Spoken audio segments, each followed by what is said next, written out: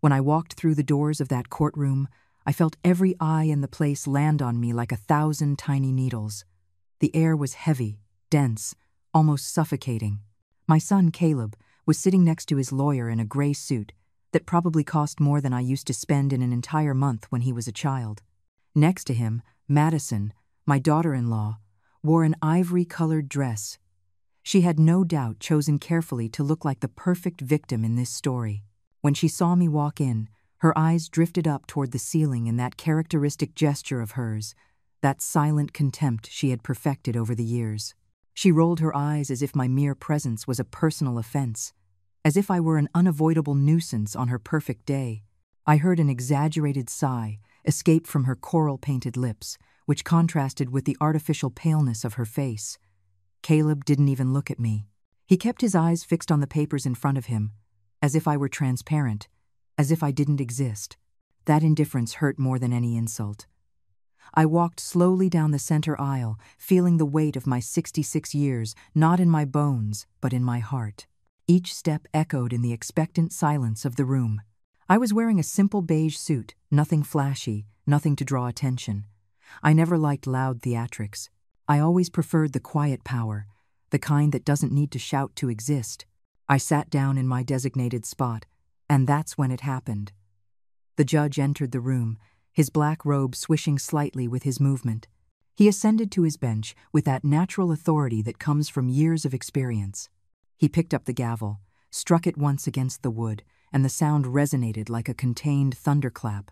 He lifted his gaze to look at those present, doing that routine visual sweep that all judges do before beginning. But when his eyes reached me, he stopped. Completely. His face changed in an instant. The professional, neutral expression transformed into something I couldn't immediately decipher. Surprise. Maybe. Respect. Definitely. His eyebrows rose, and I saw his fingers tighten around the gavel he was holding. There was an uncomfortable silence, one of those silences that seem to last for hours even though they are barely seconds long. He tilted his head slightly, squinting as if he couldn't believe what he was seeing, and then he spoke.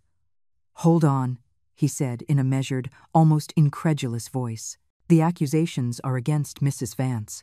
He pronounced my last name with a special weight, as if those two syllables contained a meaning that only he and I understood in that moment. Eleanor Vance. I saw Madison exchange a confused look with Caleb. He frowned, clearly annoyed by the interruption, by the tone of respect the judge had used with me. They didn't understand. They never understood anything. My son's lawyer quickly got to his feet, nervously adjusting his burgundy tie. "Yes, Your Honor," he began to say with that rehearsed voice of someone who has repeated the same speech in front of the mirror. "We are here because my client, Mr. Caleb Vance, son of the accused, alleges that his mother, an elderly and possibly vulnerable woman, was manipulated by her late husband into inheriting the entirety of the family's assets. He spoke of me as if I were a senile old woman, a fragile thing with no capacity for independent thought." The judge didn't respond right away. He looked at me again, this time with something that seemed to be a mix of curiosity and something deeper. Recognition, perhaps. He propped his elbows on the desk and steepled his fingers in front of his face, as if he were processing information that didn't square with what was in front of him. "Proceed," he said finally, though his voice no longer sounded as neutral as before. There was a different nuance, a caution that wasn't there at the beginning. Madison leaned toward Caleb and whispered something I couldn't hear, but from the movement of her lips and the expression on her face, I knew she was annoyed, probably wondering why the judge had looked at me like that, why he had pronounced my name with that inexplicable reverence. She had always believed she controlled every situation, that her beauty and her smooth talk were enough to get whatever she wanted. But in that courtroom, things didn't work the way they did at her shallow dinner parties with friends who were just as hollow as she was. But for you to understand how I got here, how I ended up sitting in that courtroom, being accused by my own son of being a manipulative, foolish old woman, I need to take you back in time a little. I need you to see the whole story, not just this final chapter. Because the truth is never in a single scene. The truth is built over years, with decisions, with silences that hurt more than words, with absences that weigh more than any presence. It all began many years ago, when I was a completely different woman. Well, not so different, because in essence, I was always the same. But circumstances molded me, broke me, and rebuilt me so many times that sometimes even I didn't recognize the woman I saw in the mirror. I was 24 years old when I met Richard. He was 30, ambitious, smart, and had those eyes that made you feel like you were the only person in the world when he looked at you. I was finishing up law school. I was top of my class. That's not arrogance. It's a fact. My professors said I had a brilliant future, that I would go far, that my name would be etched into important rulings. I was passionate about every case, every law, every argument. I spent entire nights in the library, surrounded by heavy books and legal cases that I found fascinating. I dreamed of being a judge someday, of delivering justice, of defending those who had no voice. But then Caleb came along. It wasn't planned, but it wasn't unwanted either. When I saw those 2 lines on the pregnancy test, I felt a mix of terror and excitement I had never experienced before. Richard was happy, genuinely happy. He hugged me and told me we would be the best family in the world. And I believed him. I believed him because I wanted to believe him, because in that moment, love made everything possible. I dropped out of college, just 2 semesters shy of graduating. 2 semesters. 6 months that separated me from the diploma I had pursued for years, from the future I had built with so much effort and sacrifice. But at the time, it seemed like the right decision. Richard was building his company, working 18 hours a day, and someone had to be at home, getting the nest ready for our son. That someone was me. I didn't regret it at the time. I really didn't. When Caleb was born, with his huge eyes and perfect little hands, I felt like it had all been worth it. I would hold him in my arms and see in him a new purpose, a different but equally important mission. Being a mother, I thought, was the noblest profession there was. And in many ways, it is. But nobody tells you the price you pay for that nobility. Richard kept his promise to get rich. In 5 years, his import-export business was pulling in millions of dollars a year. We bought a huge house in the best suburb, with a lawn that looked like something out of a magazine and a pool that sparkled like a mirror under the Sunday. We had 3 cars, staff, a life that from the outside looked perfect, and in many respects it was. Richard loved me. I never doubted that. But there was something he didn't understand, something no man of his generation really understood. I had stopped being Eleanor. I had become Richard Vance's wife, Caleb's mom, the perfect hostess for his business dinners, the woman who smiled in the society pages, wearing a champagne-colored dress and a pearl necklace that felt as heavy as my silence. When someone asked me what I did, I would answer that I was a stay-at-home mom, and I would see their eyes immediately lose interest, as if I had said I did nothing at all. Caleb grew up spoiled. That's also a fact, not an opinion. We gave him everything he asked for and more than he needed. Imported toys, annual trips to Disney World, designer clothes, the best private school in the state. We thought that was how you showed love. How wrong we were. Love isn't measured in dollars or in gifts wrapped in shiny paper.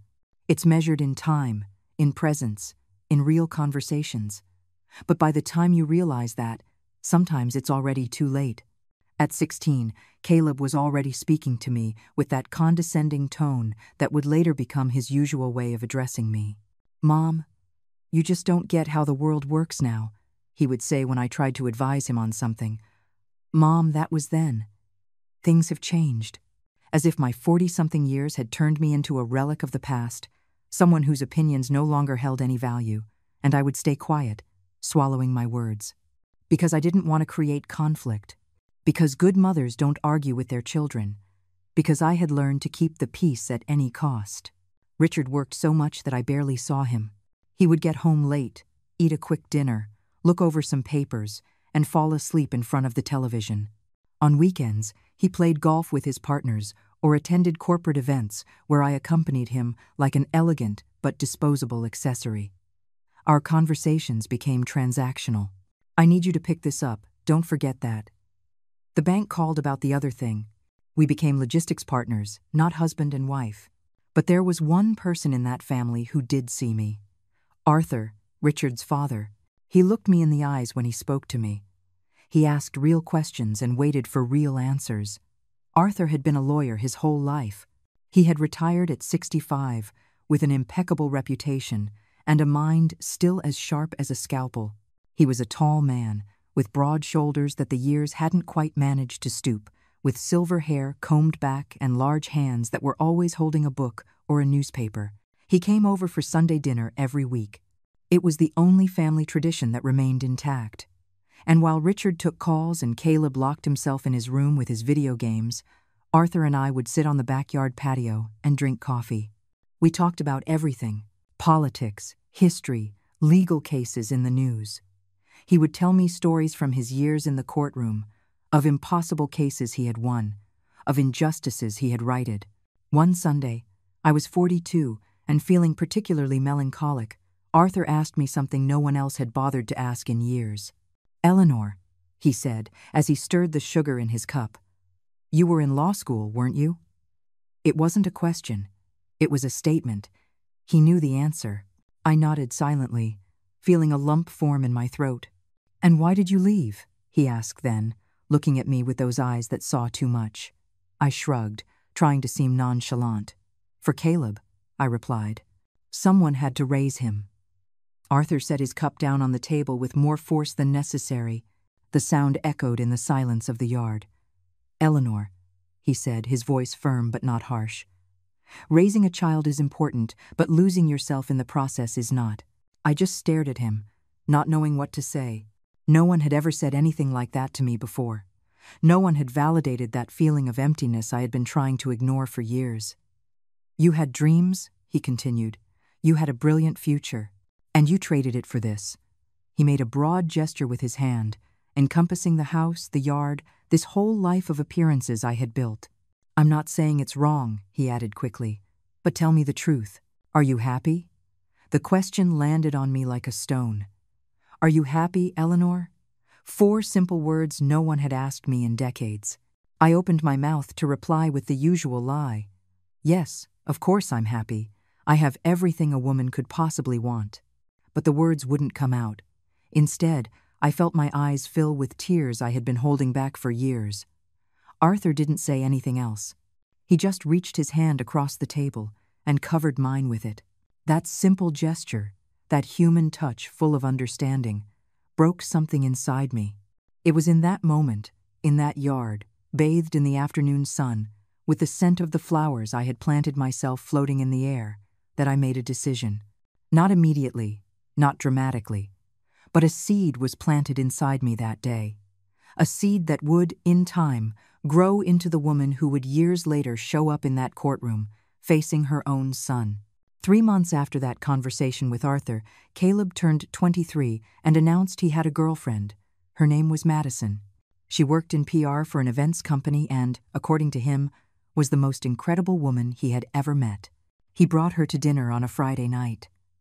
I remember that day perfectly because it was the first time I felt that chill of warning that I would later learn not to ignore. Madison arrived in an emerald dress that clung to her body like a second skin, towering heels that made her seem taller than she was, and a perfume so intense you could smell it before you saw her enter. She had perfectly straight brown hair falling over her shoulders, red lips that smiled too much, and eyes that analyzed everything with the precision of someone calculating the value of every object in the room. "Mrs. Vance," she said, shaking my hand with a brief, cold grip. "It's a pleasure to finally meet you. Caleb has told me so much about you." A lie. I knew it immediately. Caleb barely spoke about me to his friends, let alone his girlfriends. But Madison had that special talent for saying exactly what people wanted to hear, even if her eyes said something completely different. During dinner, she monopolized the conversation. She talked about her job, the exclusive events she organized, the important people she knew, the expensive places she had been. Every sentence was a display of status, a reminder that she moved in circles she considered superior. When Richard mentioned his company, Madison leaned forward with sudden interest, asking detailed questions about revenue, investments, growth projections. I watched her in silence, cutting my food into small pieces I barely tasted. I saw the way Caleb looked at her with those infatuated eyes, as if she were the 8th wonder of the world. He didn't see what I saw, He didn't see the naked ambition behind every smile, the calculating coldness behind every rehearsed compliment. Or maybe he did see it, and just didn't care. Sometimes desire is a more effective blindfold than any cloth. "And you, Mrs. Vance?" Madison asked me suddenly, turning her attention to me like a spotlight finally finding its forgotten target. "So what do you do?" The question was loaded with that fake curiosity that polite people use when they aren't really interested in the answer. "I'm a stay-at-home mom," I replied, with the same phrase I had repeated thousands of times. "Oh," she said, and I saw her interest die instantly. "That's so sweet. Someone has to hold down the fort, right?" The tone wasn't exactly derogatory. It was worse. It was condescending, as if she were talking to someone who had chosen a small, unimportant life. Arthur, who was sitting next to me, squeezed his napkin tightly. I noticed it out of the corner of my eye. He had caught the insult, too. "Eleanor was one of the top law students of her generation," he said, his voice calm but firm. "She put her career on hold to raise Caleb." Madison blinked, surprised for a second before composing her perfect smile. "Oh, what a sacrifice," she said without a shred of sincerity. "But well, those were different times. Now, we women don't have to choose between career and family. We can have it all." The implication was clear. I had been weak, old-fashioned, a sellout. She was the modern woman, the one who knew how to balance it all. How easy it is to judge when you haven't lived someone else's circumstances. Caleb and Madison got married 8 months later in a lavish ceremony that cost over $150,000. Madison insisted on every detail, from the imported flowers to the designer dress that Richard paid for without blinking. I helped with the preparations, of course. I made calls, coordinated with vendors, solved last-minute problems. Madison barely thanked me. To her, I was just part of the support staff, someone whose function was to make her perfect day happen without a hitch. On the wedding day, as I watched my son say his vows, looking at Madison as if she were the only thing that mattered in the universe, I felt a deep sadness that I couldn't name at the time. It wasn't just losing my son, which is what all mothers feel when their children get married. It was something darker, more final. It was watching him choose to repeat the exact same mistakes Richard and I had made. He was choosing a beautiful, ambitious woman, ignoring whether there was any substance behind the facade. He was choosing glitter over depth. After the wedding, the visits became less frequent. Caleb and Madison moved into a luxury condo downtown, decorated by a famous interior designer with furniture that cost more than a car. The first few weeks they called often, came for Sunday dinner, but gradually, the calls became less frequent. The dinners were canceled with last-minute excuses. "We're so busy. We have a commitment." Something came up at work. The only times the phone rang regularly was when they needed something. Money. Almost always. "Mom, I need you to help me with this." "Mom, could you talk to Dad about that? Madison's company isn't doing so well. We need a loan." The car broke down. "We need help with the down payment on a new one." Every call was a transaction, never a real conversation. They never asked how I was, what I was doing, if I needed anything. Richard gave them the money without asking questions. He's 25. He would tell me when I suggested we should maybe set some limits. He's getting established. He needs support. But I saw something different. I saw a man trying to buy his son's love with signed checks. I saw a son who had learned that his parents were an emotional ATM he could turn to whenever he needed. Arthur noticed it too. "You're creating a monster," he told Richard one Sunday during dinner. Caleb wasn't there, of course. He had canceled again. My husband frowned, annoyed by the criticism. "It's my money, Dad. I can give it to whoever I want." Arthur shook his head slowly. "It's not about the money, son. It's about what you're teaching him. You're teaching him that money solves everything, that there are no consequences for his decisions, that there will always be someone to bail him out." The argument escalated quickly. Richard stood up. He threw his napkin on the table. "I'm not going to take parenting lessons from anyone," he said in a harsh voice. "Not even you." He walked out of the dining room, leaving us in an uncomfortable silence. Arthur looked at me with those tired eyes that had seen too much. "I'm sorry, Eleanor," he said quietly. I'm sorry my son didn't learn what I tried to teach him. That night, after Richard had fallen asleep, I lay awake staring at the ceiling of our bedroom. The house was completely silent, the kind of silence that amplifies your thoughts until they become deafening. I thought about all the years I had dedicated to creating a family, to maintaining a home, to being the perfect wife and the perfect mother. And for what? To have a son who only called me when he needed money, and a husband who saw me as part of the house's inventory. It was that night that I made the real decision. Not the seed Arthur had planted months before, but the complete, firm, definitive decision. I was going to take my life back. I was going to finish what I had left undone 2 decades ago. I was 43 years old. It wasn't too late. It couldn't be too late. The next morning, I called the university. My heart was beating so hard I thought it would jump out of my chest while I waited for them to answer. A secretary with a tired voice informed me that I would have to start almost from scratch. Too many years had passed. The programs had changed. Many of my credits no longer counted. I would need at least 3 years to complete the degree. 3 years. At 43, most people would think it was crazy. I thought it was my last chance. I didn't say anything to Richard right away. Or to Caleb. I needed to be sure first. I needed to have everything planned. I spent weeks researching, looking at programs, calculating schedules. The classes were in the evening, from 4 to 8 o'clock. I could do it. Richard never got home before 9, and Caleb didn't live with us anymore. No one had to know until I was ready to tell them. Arthur was the first to know. He came over one Sunday and found me surrounded by university brochures that I had quickly hidden under a magazine when I heard his car pull up, but he was too observant. "What are you hiding there, Eleanor?" he asked with a smile that indicated he already knew. I sighed and showed him the papers. His eyes lit up in a way I hadn't seen before. "That's the best thing I've heard in years," he said, and then added something that would change everything. "I'm paying your tuition." I tried to refuse, of course. "I can't accept that, Arthur. It's too much." He raised a hand to silence me. "Eleanor, I'm 72 years old and have more money than I could ever spend in the rest of my life. Let me invest it in something that really matters. Let me invest it in you." There was so much genuine affection in his words, so much faith, that I felt tears start to well up in my eyes. "This will be our secret," he said, winking at me, "for now." I enrolled a week later. The first day of class, I felt ridiculous. I was 43 years old, surrounded by kids in their 20s who looked at me like I was their lost mother wandering around campus. Some professors also looked at me with curiosity, wondering what a woman my age was doing there. But something extraordinary happened when the classes began.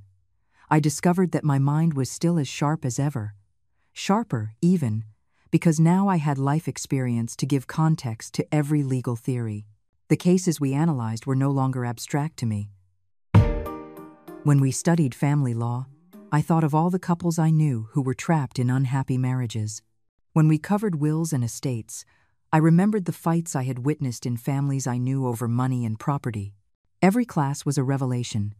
Every book was a door opening to a world I had forgotten existed. Richard found out after 2 months. He came home early one night, and I wasn't there. I had left dinner ready for him, as always, but my absence unsettled him. When I arrived at 8:30 with my books under my arm, he was sitting in the living room with a glass of whiskey, waiting for me. "Where were you?" he asked. He didn't sound angry, just confused. "At the university," I answered. "I decided to finish my degree." There was a long silence. He looked at me as if I had just announced I was joining the circus. "Why?" he finally asked. The question hurt more than he could imagine. "Because I need something that's mine," I replied. "Something that isn't just being your wife or Caleb's mother. I need to be Eleanor again." I expected resistance, for him to tell me it was a silly idea, why bother at my age. But Richard surprised me. "All right," he said after a moment. "If that's what you want, all right." It wasn't enthusiastic support, but it wasn't an obstacle either. It was a neutral, resigned acceptance. As if to say, "Do what you want, as long as it doesn't mess with my life." And that was exactly what I planned to do. Not interfere, not cause problems, just reclaim the part of me I had buried under 2 decades of domesticity. Caleb, on the other hand, did not take it well when he finally found out. He came to visit 3 months later. One of those rare occasions when he didn't need money. Madison was with him, wearing a salmon-colored outfit that probably cost more than I spent on clothes in an entire year. I casually mentioned during dinner that I was studying. Caleb stopped chewing and looked at me as if I had lost my mind. "Studying what?" he asked. "Law?" I replied. "I'm finishing my degree." Madison let out a laugh that she tried to disguise as a cough. "Sorry," she said, not sounding sorry at all. "It's just, I don't know, it seems funny. Why do you need a degree at your age? You're not going to get a job, are you?" The question held so much hidden venom that even Richard noticed the tone. "Madison," he said quietly, "that's not appropriate." She shrugged. "I'm just saying what everyone's thinking. It's a little late for a career change, don't you think?" Caleb said nothing in my defense. He just kept eating, avoiding my gaze. That was the confirmation I needed. My own son thought the same as his wife. He thought I was too old, too irrelevant, too useless to have my own ambitions. I calmly got up from the table, picking up my plate even though I had barely touched my food. "Excuse me," I said. "I have to study for an exam tomorrow." I left them in an uncomfortable silence that I didn't care about at all. The next 2 years were the most intense of my life. I studied every afternoon, every night, every weekend. Arthur became my confidant, my mentor, my biggest cheerleader. He would come on Sundays, and we would discuss cases, review legal concepts, debate interpretations of laws. He was genuinely excited about my progress. He lent me books from his personal library, some so old the pages crumbled at the touch. He told me stories from his years as a lawyer that didn't appear in any textbook. Richard maintained his neutral distance. He didn't hinder, but he didn't participate either. He never asked how I did on an exam. He never wanted to know what I was studying. It was as if he had decided to tolerate this new facet of me without really seeing it. Caleb and Madison disappeared from our lives almost completely. They only called when they needed money, which was more and more often. Madison's event company was in constant trouble. She always needed capital for this project or that important client. I graduated with honors at 46. The ceremony was small, modest, but for me, it was the most important day of my life since Caleb was born. Arthur was in the front row, applauding with tears in his eyes. Richard came too, sitting beside him, smiling politely, but not really understanding what that moment meant to me. Caleb and Madison sent a text. "Congrats, Mom. Busy today, we'll celebrate later." That later never came. But I didn't need their validation. Not anymore. I had my degree, I had my pride back, and I had plans. Arthur helped me get an entry-level position at a respectable law firm. Nothing flashy, nothing that drew too much attention. I didn't want the spotlight. I just wanted to practice, to learn, to grow. I worked part-time 3 days a week. It was enough to keep me busy without completely neglecting the house, though honestly, I didn't care as much anymore if the house was perfect or not. I discovered I was good, very good. The partners at the firm started assigning me more complex cases. My age, which Madison had considered a disadvantage, turned out to be my greatest asset. Clients trusted me. They saw me as someone motherly, reliable, wise. They didn't know that inside, I felt like that 24-year-old girl who had abandoned her dreams, now finally getting the chance to live them. Arthur was proud. I could see it in his eyes every time we talked about my work. "I knew you'd make it," he would tell me constantly. "I always knew you were special, Eleanor. Don't let anyone tell you otherwise." Those words meant more to me than any professional recognition. 3 years after I graduated, when I was 49, something happened that would change everything forever. Arthur suffered a stroke while reading in his study. They found him 2 hours later, unconscious in his favorite armchair with a philosophy book open on his lap. He was rushed to the hospital, where he remained in a coma for 4 days that felt like 4 years. I went every day. I sat by his bed, held his hand, and told him about my cases, about the small victories he so celebrated. Richard went too, of course. He was his father. but there was a difference in how we each processed the situation. Richard would stay for 10 minutes, look at the monitors with a worried expression, talk to the doctors about prognoses and treatments, and then leave for work because business couldn't wait. I would stay for hours, talking to Arthur as if he could hear me, because a part of me believed he could. Caleb showed up on the second day. Madison was with him, wearing dark sunglasses even though we were inside the hospital, as if the drama of the situation required accessories. "How long does he have?" Caleb asked, without even greeting me first. "We don't know," I replied, feeling anger begin to build in my chest.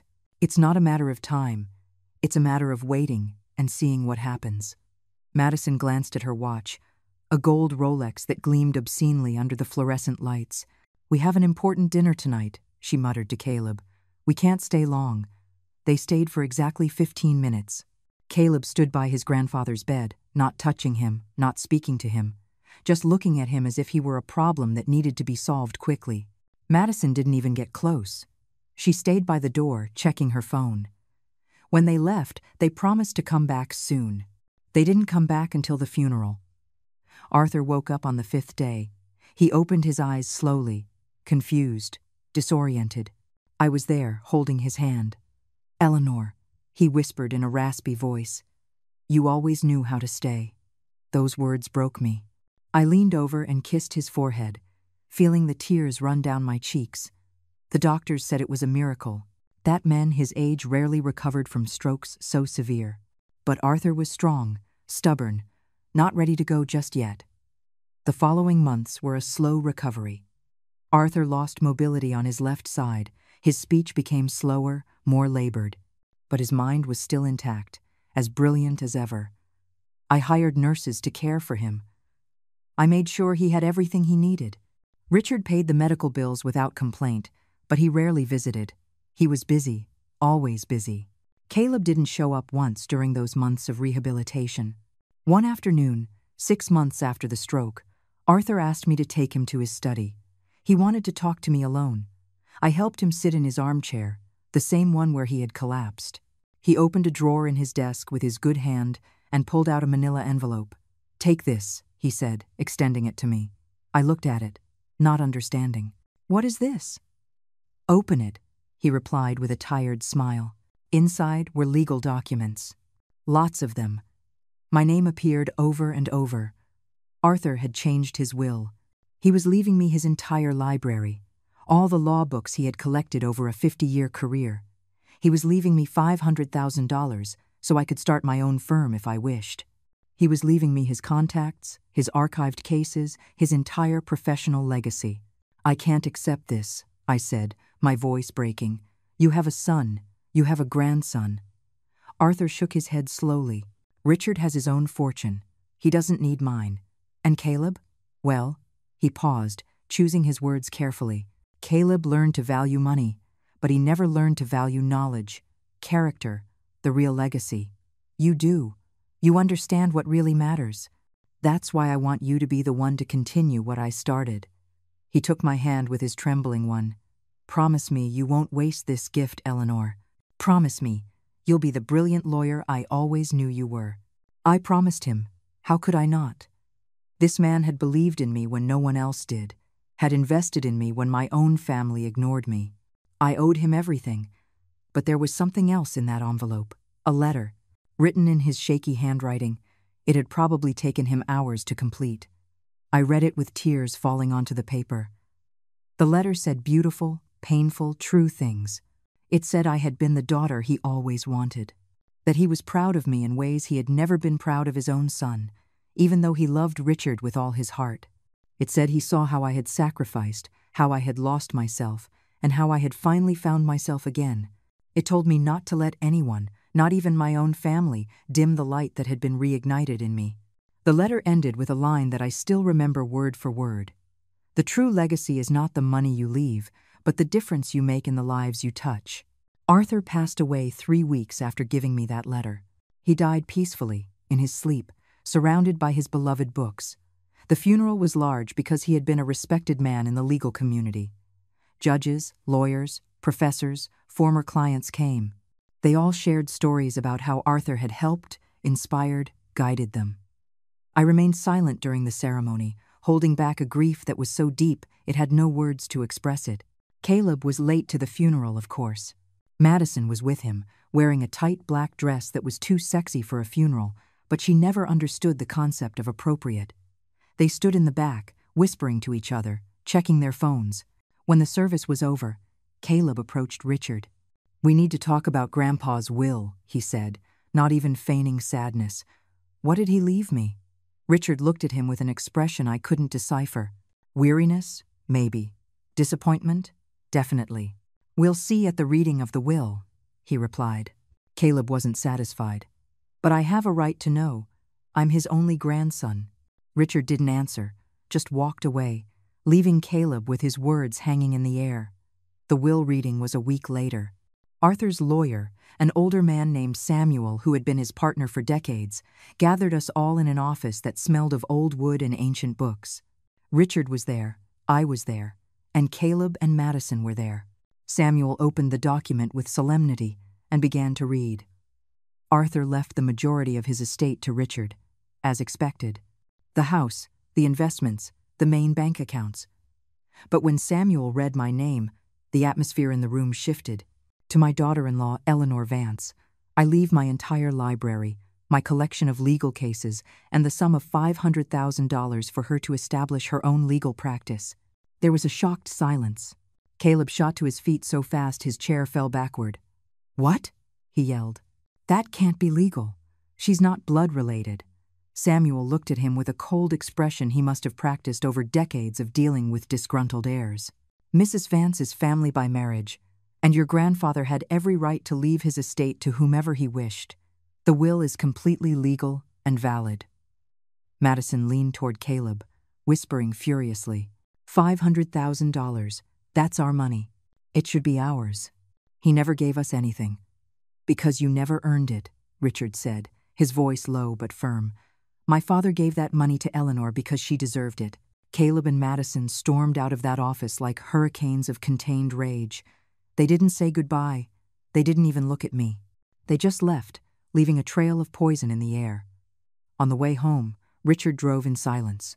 I stared out the window, processing everything that had happened, everything Arthur had given me. Not just the money, but the recognition, the validation, the tangible proof that someone had seen my worth when I myself had stopped seeing it. "My dad loved you very much," Richard said finally, breaking the silence. "More than I understood, I think." His voice sounded strange, as if he were discovering something about himself that he didn't like. I didn't answer. There was nothing to say. Arthur had been more of a father to me in those last years than any other male figure in my life. He had seen my potential when my own husband only saw the woman who ironed his shirts. The following months were a quiet transformation. I used Arthur's money exactly as he had wished. I established my own law firm. Not something big or flashy, just a small office in a discreet downtown building. I hired an assistant, a young woman named Chloe, who reminded me of myself at that age, full of dreams and ambition. I started taking cases, small ones at first, then more complex ones. My specialty became family law and estates. I knew that territory better than anyone. I had lived its tragedies from the inside. Richard didn't say much about my new business. He accepted it with the same neutrality with which he had accepted everything else. But something had changed between us. There was a distance that didn't exist before, or maybe it had always existed, and I was just now noticing it. We ate dinner together in silence. We slept in the same bed without touching. We were two strangers sharing a space. Nothing more. Caleb and Madison completely disappeared for almost a year. Not a call, not a visit, not even a text on my birthday. It was as if they had decided to punish me with their absence, not understanding that their absence was more of a gift than a punishment. For the first time in decades, I could breathe without feeling the weight of their expectations, their demands, their constant judgments. But peace never lasts forever. Richard started feeling sick on a Tuesday afternoon. Chest pain, shortness of breath. We thought it was indigestion, work stress. He took an antacid and went to bed early. At 3 a.m, his groans woke me up. He was pale, sweating, clutching his chest with both hands. I called an ambulance.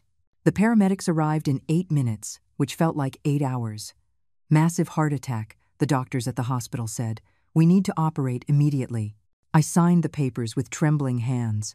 I watched them wheel him away on that gurney, connected to machines that beeped and blinked. I called Caleb.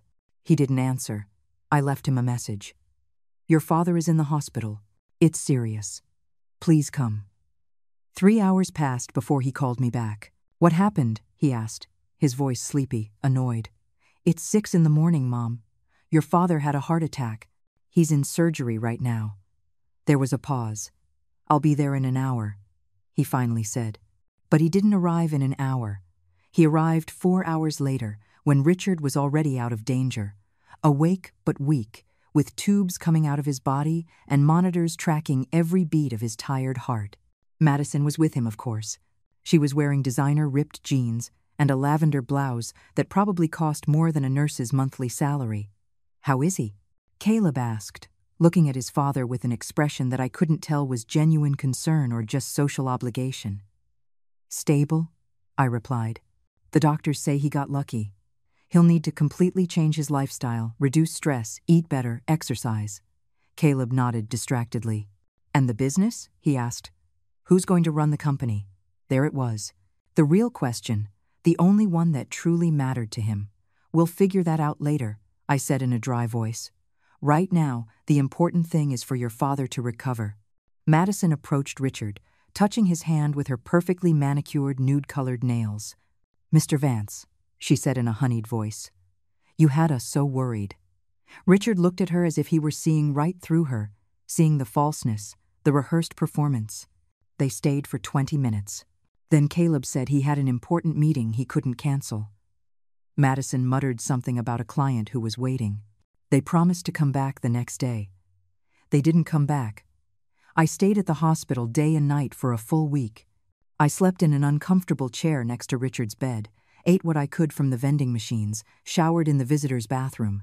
I didn't care. He was my husband. I had spent 30 years with him. I wasn't going to abandon him now. During those days and nights in the hospital, Richard and I talked more than we had in years. Real conversations. Deep, painful. He told me things he had never said before. He said he was sorry for letting me lose my dreams. He said he had been an absent husband, a mediocre father.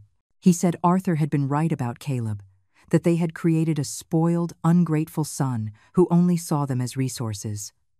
I love you, Eleanor, he told me one night, with tears in his eyes. I've always loved you, but I never knew how to love you the way you needed. I never really saw you. Forgive me. I took his hand, the hand that had signed so many checks for our son, that had worked tirelessly to give us a comfortable life, that had never learned to express affection without a price tag attached. I forgive you, I told him. And it was true. I forgave him because I understood that he, too, had been a victim of his own limitations, of his own incomplete emotional upbringing. Richard came home from the hospital 2 weeks later. We arrived to find that nothing had changed. The house was exactly as we had left it, clean and tidy thanks to the cleaning service we hired. But it felt different, colder, emptier, as if the heart attack had revealed something that had always been there, but that we refused to see. This house is too big for the two of us, Richard said, looking around. It always was. The following months were a slow recovery. Richard followed the doctor's orders religiously. He stopped working 16-hour days, delegated responsibilities, hired a general manager to handle the day-to-day operations of his company. We started walking together in the mornings, half an hour every day through the neighborhood. I cooked healthy meals, no salt, no fat, everything measured and weighed as if it were an exact science. Caleb called occasionally, always asking about his father's health, always slipping in questions about the company, about the finances, about the future. Madison sent text messages with heart emojis and empty phrases about hope and recovery. Neither of them came to visit during those months. They were busy, always busy, with their own problems that they never specified but always implied a need for money. One afternoon, almost 6 months after the heart attack, Richard called me into his study. He had papers spread across his desk, legal documents I recognized immediately. My will, he said without preamble. I need to change it. I sat across from him, waiting. I want to leave you everything, Eleanor. The company, the properties, the investments, everything. You are the only person in my life who never asked me for anything, the only one who stayed when there was nothing to be gained by staying. I tried to protest. Caleb is your son. He has a right. Richard shook his head firmly. Caleb will have what I decide he should have, nothing more. And I've decided what he should have is a lesson, not a fortune. I'll leave him enough to live comfortably if he learns to manage it. But the bulk of my estate goes to you. You deserve it. You earned it with every year you spent sacrificing for this family. I didn't know what to say. Part of me felt it was right, that after all I had given, I deserved something in return. Another part of me feared Caleb's reaction, the inevitable conflict this would cause. Richard saw my doubt. Eleanor, he said, taking my hands in his, for once in your life, accept something without feeling guilty. You've spent decades taking care of everyone but yourself. Let me do this. Let me show you that I finally understand. I nodded, with tears in my eyes. All right, I whispered. Do what you think is right. Richard smiled, a sad but genuine smile. He called Samuel, the same lawyer who had handled Arthur's will. A week later, the documents were signed, notarized, filed. I was the universal heir to everything Richard Vance had built in his lifetime. Caleb would receive $250,000, enough to start something of his own if he had the discipline to do it. Madison received nothing. She was not blood related, according to the will. I never imagined I would have to use those documents so soon. Richard seemed to be getting better. He was healthier, happier, more present than ever.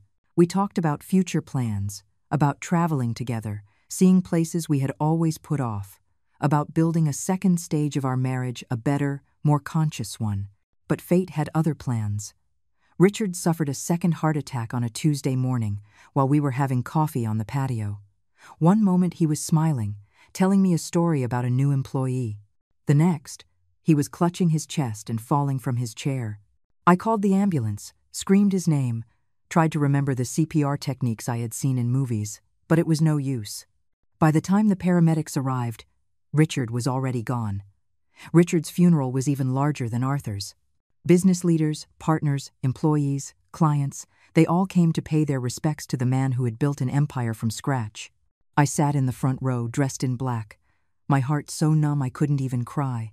I had cried so much in the preceding days that I had no tears left.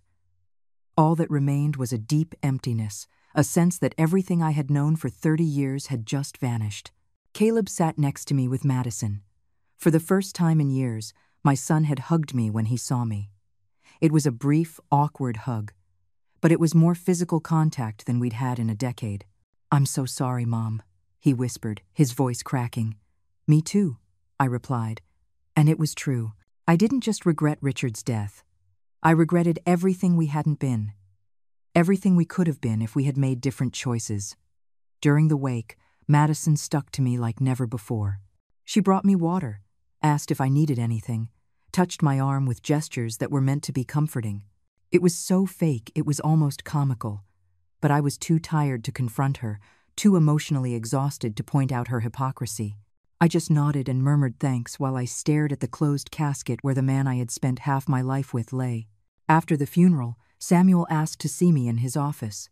"It's about Mr. Vance's will," he said in a professional but kind voice.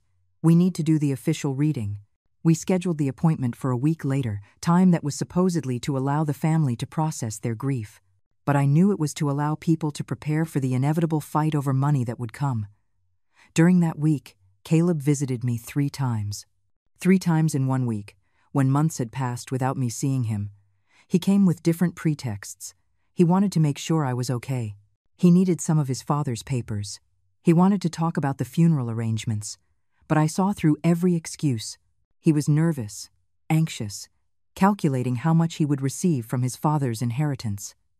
Madison was less subtle. On her 3rd visit, as we were having tea in the living room, she dropped the question as if it were nothing. "Mrs. Vance," she said in a sweet, false voice, "do you have any idea how Richard left his affairs? Just so we're prepared, you know, to know how to proceed with the company and all that." I looked her straight in the eye. "Richard left everything in order," I replied, giving no further details. Everything will be made clear at the reading of the will. I saw her jaw tighten slightly, the only sign of frustration on her perfectly made-up face. Of course, she said, forcing a smile. We just wanted to help, you know. These processes can be complicated, and you don't have experience in business. The condescension in her voice was so obvious it almost made me laugh. I don't have business experience, I thought, but I have a law degree and years of experience navigating estate cases far more complex than this one. But I said nothing. I let her think what she wanted. The day of the will reading arrived. We all gathered in the same office where we had read Arthur's will years before. Samuel was behind his desk, with the documents in front of him. Caleb sat with his hands clasped, anxious. Madison was beside him with a smile that was meant to be appropriate, but didn't reach her eyes. I sat in the other chair, calm, knowing what was coming, but not gloating about it. Samuel opened the envelope and began to read in that monotonous voice lawyers use for legal documents. First came the small things. Donations to charity, gifts for loyal employees, administrative details. Caleb fidgeted in his chair, waiting to hear his name, waiting to hear the amount that would change his life forever. Finally, Samuel got to the main part. To my son, Caleb Vance, I leave the sum of $250,000 with the hope that he will learn to value the hard work and discipline required to build something meaningful. There was a silence. 250,000, Caleb repeated slowly, as if he couldn't believe what he was hearing. Only 250,000 from a fortune of millions. Samuel continued, unperturbed. The remainder of my estate, including the company Vance Imports, all properties, investments, and bank accounts, I leave in its entirety to my wife, Eleanor Vance, who has been my loyal partner for 30 years and who deserves the financial security that I did not always provide for her emotionally. The silence that followed was deafening. Caleb shot to his feet so violently that his chair tipped over. "This is a joke," he shouted. "It has to be a damn joke. She manipulated him. It's obvious. An old woman who didn't even finish college until a few years ago, who never worked a real day in her life, and suddenly she gets everything." Samuel looked at him with an impassive expression. "Your father was of sound mind when he made this will. It was his completely voluntary decision." Madison had also stood up. Her face, normally controlled and perfect, was red with rage. "This isn't over," she said, her voice trembling. "We are going to contest this will. We are going to prove that she manipulated him, that she took advantage of his vulnerability after the heart attack. No judge is going to let a woman who did nothing but cook and clean walk away with an empire she didn't build." I stood up slowly, calmly. "You can try whatever you want," I said, my voice quiet but firm. "But the will is legal, valid, and unchallengeable." Richard knew exactly what he was doing. Madison laughed, a humorless laugh full of venom. "Please, you have no idea how to run a company. You'll ruin everything Richard built in less than a year. The best option is for you to transfer control to us, who know how real businesses work." There it was. The real motive behind all the fake concern, all the condolence messages, all the visits during the week of the funeral. They didn't care about Richard. They didn't care about me. They just wanted the money, the power, the control. They had been waiting for this moment, planning their move, calculating how to take from me what was legally mine. Caleb took a step toward me. His face was transformed by rage. I no longer recognized the child I had held in my arms, whom I had fed and cared for. That child had become a stranger consumed by greed. "I'm not going to let you get away with this," he said through gritted teeth. "I'm going to fight this to the end. I'm going to prove you manipulated my father, that you took advantage of a sick, vulnerable man." "Do it," I replied, looking him straight in the eye. "Take me to court if that's what you want. But be prepared to lose, because I didn't manipulate anyone. Your father made this decision after years of seeing who really cared about him and who only cared about his money, after years of seeing who was present and who only showed up when they needed something." Madison grabbed Caleb's arm. "Let's go," she said. "There's no point talking to her.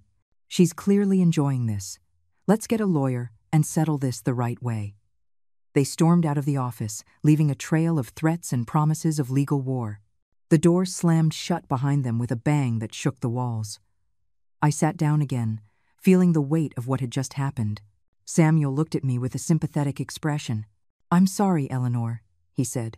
"I know this isn't how you wanted things to turn out." I shook my head. "Don't apologize. Richard knew exactly what he was doing.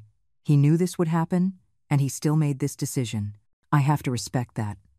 2 weeks later, I received the lawsuit papers.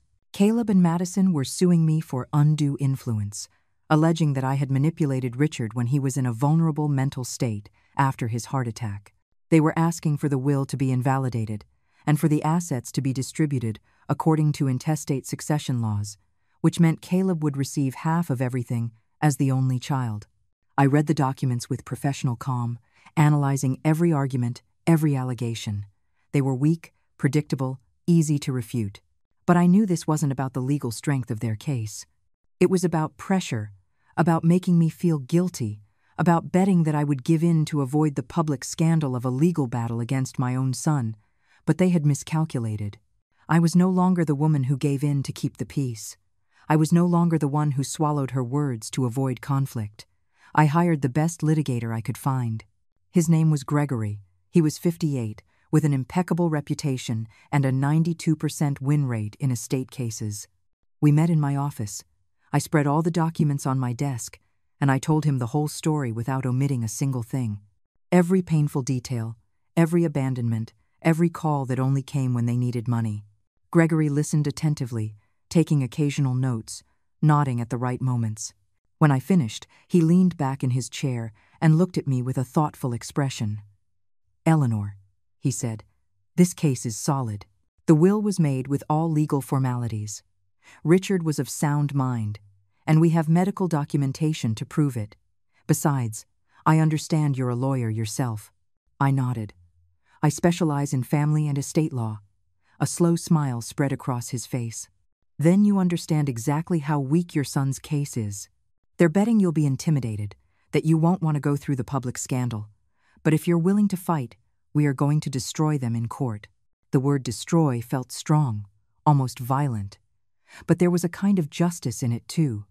They had chosen this path. They had decided to turn the pain of losing Richard into a legal battle. I was simply going to defend myself. We spent the next few weeks preparing the case. We gathered evidence. Phone records that showed Caleb's lack of communication with me for years, except when he needed money. Bank transfers that documented every loan, every payment, every financial bailout Richard had made. Testimonies from company employees who confirmed that I had been at the hospital every day during Richard's recovery, while Caleb barely showed up. We also had something more powerful. Richard's complete medical history. Psychological evaluations done after his heart attack confirmed that he was mentally competent, lucid, and capable of making complex decisions. We even had a video recording that Richard had insisted on making when he signed the will, explaining his reasons in his own voice, with his own words. In that video, Richard looked tired but firm. "My son, Caleb, will receive $250,000, he said, looking directly at the camera. "It is a generous amount that will allow him to start his own path if he learns discipline and hard work. But the rest of my estate goes to my wife, Eleanor, who sacrificed her career to raise our son, who was by my side in my worst moments, who never asked me for anything but deserves everything." When I saw that video for the first time, I cried. I cried for the man Richard had been and for the man he finally became in his last months. I cried for the lost years and for the final moments that were genuine. I cried because in that video, I saw the love that had always been there but that neither of us had known how to express properly until it was almost too late. Meanwhile, Caleb and Madison hired their own lawyers, an expensive, aggressive firm known for winning tough cases through intimidation tactics. They started a smear campaign. They leaked information to the press about the millionaire widow who had manipulated her dying husband. Some tabloids published articles with sensational headlines: "Uneducated housewife inherits business empire. Disinherited son fights for justice." My clients started asking me about the articles. Some were concerned, others curious. Chloe, my assistant, was furious. "How dare they?" she said, reading the articles on her phone. "This is pure slander. We should sue them too." I calmed her down patiently. "Let them," I said. When we get to court, the truth will come out. Lies only work when there's no evidence to contradict them. But the smear campaign had an effect. Some clients canceled their cases with me, saying they didn't want to be associated with public scandals. Some acquaintances stopped returning my calls. The neighborhood where I had lived for years suddenly felt hostile, full of prying eyes and whispers behind my back. It was as if I had done something wrong, as if defending what was legally mine was a crime. I received anonymous calls in the middle of the night, distorted voices telling me to give up the inheritance, to leave what wasn't mine, that a woman like me didn't deserve so much money. Some messages were more specific, threatening to expose secrets that didn't exist, promising to ruin my professional reputation. I changed my phone number twice. I installed security cameras at my house. For the first time in my life, I felt genuinely scared. Gregory assured me this was normal in high-profile cases. They try to break you emotionally before you even get to court, he explained. If they get you to back down, they win without even fighting.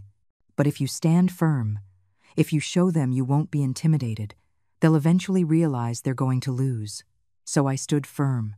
I kept working, kept living, kept preparing for the trial. The trial date was set for 6 months after the lawsuit was filed. 6 months of constant attacks, of endless stress, of sleepless nights wondering if I was doing the right thing.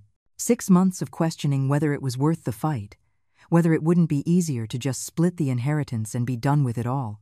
But every time I considered giving up, I remembered Arthur's words. The true legacy is not the money you leave, but the difference you make in the lives you touch. Richard had made a conscious decision. He had chosen to reward me for decades of sacrifice, of presence, of unconditional love that never expected anything in return. If I gave in now, if I let Caleb and Madison bully me into giving up that inheritance, I would be saying that Richard was wrong. I would be saying that my sacrifice was worth nothing, and that was something I could not do. A week before the trial, Madison tried one last move. She called me directly, bypassing the lawyers. "Mrs. Vance," she said, her voice trying to sound conciliatory. "We need to talk, woman to woman, no lawyers involved. We can resolve this in a civilized way." I agreed to meet her, more out of curiosity than any hope of resolving anything. We met at a neutral coffee shop, a public place where I knew she couldn't make a scene. Madison arrived on time, dressed in a pearl gray suit that screamed money and power. She sat across from me with a smile that didn't reach her eyes. "Look," she said, getting straight to the point. "Let's be realistic. You don't know how to run a company. You have no business experience. In 6 months, you're going to ruin everything Richard built. The company will collapse, and everyone will lose, including you." I continued to sip my coffee in silence, letting her talk. "I have a proposal," she continued, leaning forward. "Give me operational control of the company. You can keep the properties, a generous cash sum, let's say $2 million. It's more than you ever dreamed of having. And we'll take care of the business. Everyone wins." I looked her straight in the eye. "And what does Caleb get out of this?" I asked. "Because something tells me this isn't his idea." Madison had the decency to look slightly uncomfortable. "Caleb gets what's rightfully his as a son, the company his father built, the family legacy. It's what's fair." I shook my head slowly. "What's fair is what Richard decided. He knew exactly who you both were. He knew you only cared about the money. That's why he made the decision he did. Madison, your concerned facade doesn't fool me. It never did."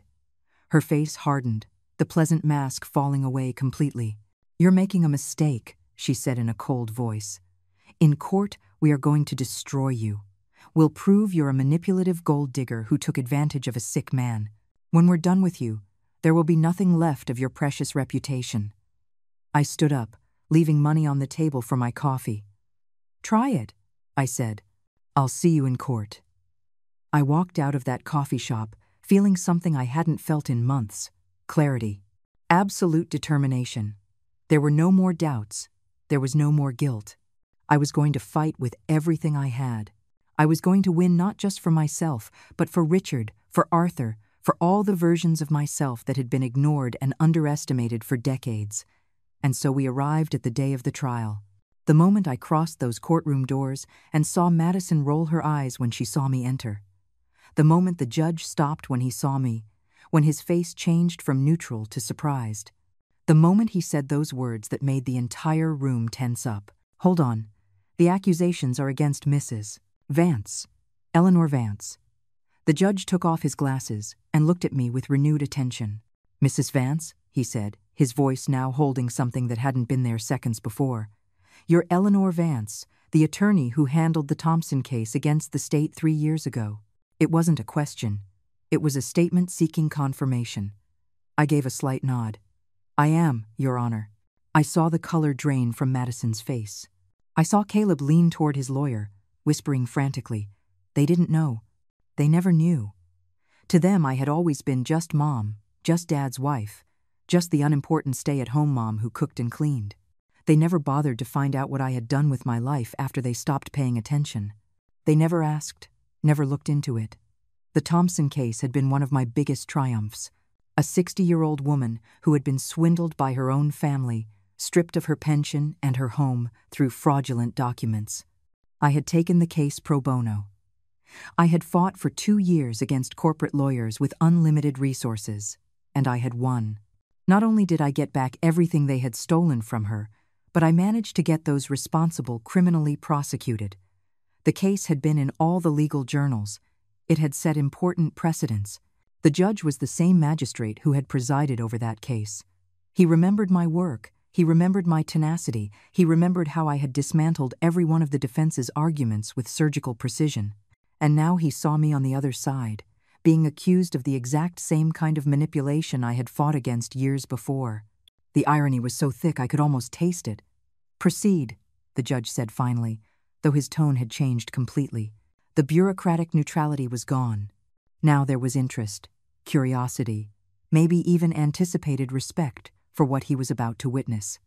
Caleb's lawyer stood, clearly rattled by the exchange he had just witnessed. He began his opening argument with less confidence than he had likely planned. He spoke of a vulnerable woman who had been seduced by the promises of a rich man. He spoke of a loving son who only wanted to protect his father's legacy. He spoke of emotional manipulation, of taking advantage of a man on his sickbed. Every word was a carefully constructed lie, designed to paint me as a villain. I listened without expression, taking occasional notes, waiting for my turn. When Gregory stood to present our defense, the atmosphere in the room changed.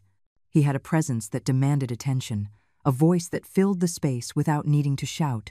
"Your Honor," he began, "what we are witnessing here is not a case of manipulation. It is a case of consequences. Consequences of decades of emotional neglect, of phone calls that only came when money was needed, of a mother who was treated like an ATM by her own son." He presented the evidence methodically, the phone records showing years of silence interrupted only by requests for money, the bank transfers documenting over $500,000 given to Caleb and Madison in loans that were never repaid, the testimonies from hospital staff confirming that Caleb had visited his father only once during his recovery, while I had been there every single day for weeks. Then came the video. The lights dimmed, and Richard's voice filled the room. I saw him on the screen, sitting in Samuel's office, with that serious expression he wore when making important decisions. I heard his words explaining exactly why he had made that choice, why I deserved that inheritance, why Caleb needed to learn lessons that easy money had never taught him. When the video ended, there were tears in my eyes. But there were also tears in the eyes of some people in the gallery. Caleb's lawyer tried to discredit the video. He argued that Richard had been on strong medication, that I could have been off camera, telling him what to say, that a man in his condition was vulnerable to manipulation. But Gregory was prepared. He presented the complete medical records. Psychological evaluations done on the same day as the video confirmed that Richard was completely lucid, with no medication effects that could impair his judgment. Then came the testimonies. Employees from Richard's company spoke about how I had visited the office during his recovery, how I had asked intelligent questions about operations and finances, how I had shown a genuine interest in understanding the business I would eventually inherit. Richard's personal accountant testified that he had been preparing me for months, teaching me about investments and management, ensuring I could handle the fortune responsibly. They even called some of my own clients. An elderly woman who had been in a situation similar to mine testified about how I had fought for her, how I had recovered what her family had stolen. A man whose father had been unjustly declared incompetent spoke of my professional integrity, of how I had refused bribes and pressure to stay on the right side of justice. When it was time for closing arguments, Caleb took the stand. His lawyer had advised him to show emotion, vulnerability, the pain of a son who had lost his father and was now losing his inheritance as well. But Caleb was not a good actor. His words sounded rehearsed, false. "My father was my hero," he said, his voice pretending to break. "I always wanted to follow in his footsteps, to continue his legacy.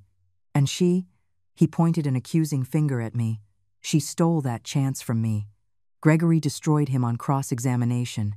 "How many times did you visit your father in the hospital after his first heart attack?" he asked.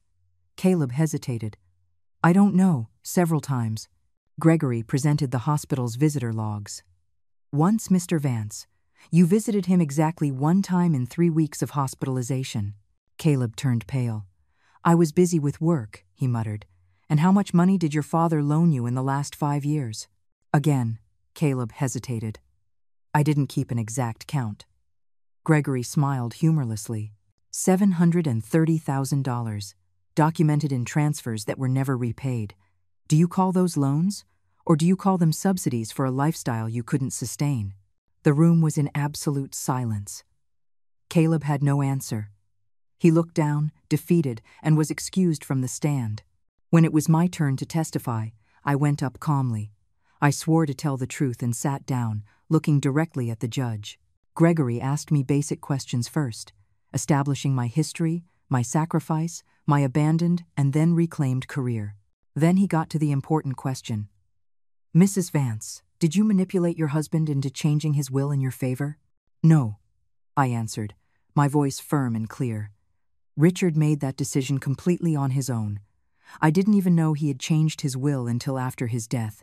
He told me days before he passed away, but by then it was already done. He explained his reasons, and I respected them because they were his reasons, not mine." Caleb's lawyer attacked me on cross-examination. He tried to make me look calculating, cold, opportunistic, but I had spent years in courtrooms. I knew how to stay calm under pressure. After 3 days of testimonies, evidence, and arguments, the judge announced he would deliver his verdict in 1 week. That week was an eternity. I spent my nights awake, replaying every moment of the trial, wondering if I had done enough, if the truth had been clear enough. Gregory assured me we had won, that it was obvious to anyone who saw the evidence. But the fear lingered. On the day of the verdict, the courtroom was packed. The judge entered with a serious, unreadable expression. After reviewing all the evidence presented, he began, "I have reached a clear conclusion. The will of Mr. Richard Vance is completely valid. It was made with full mental capacity, without undue coercion or manipulation. The plaintiff's allegations are without merit and are hereby dismissed in their entirety." I felt something inside me release, a weight I had been carrying for months, finally lifting. The judge continued. "Furthermore," he said, looking directly at Caleb, "this court notes that this case appears to be motivated not by justice, but by greed. Mr. Vance Sr. made a conscious decision based on years of observing his son's behavior. This court respects that decision." Caleb and Madison left the courthouse without looking at me. I watched them walk away, their dreams of easy wealth destroyed, their true nature exposed for all to see. I didn't feel joy in their defeat. I only felt a sadness for what we could have been and never were. That night, alone in the house that was now entirely mine, I sat in the backyard where I used to have coffee with Arthur. I looked up at the stars and felt his presence, and Richard's too. "Thank you," I whispered into the wind. Today, 2 years later, I run Richard's company with the help of competent managers. I created a foundation in Arthur's memory that provides legal aid to elderly women who can't afford it. I still take cases at my firm, fighting for those who have no voice. Caleb sent me a text message 6 months ago. It just said, "Sorry." I didn't reply. Some wounds are too deep. Some bridges are burned beyond repair. Maybe one day we'll be able to talk. Maybe not. But I've learned that family isn't about who shares your blood. It's about who shares your life. The legacy that Arthur and Richard left me wasn't the money. It was the lesson that it's never too late to reclaim yourself.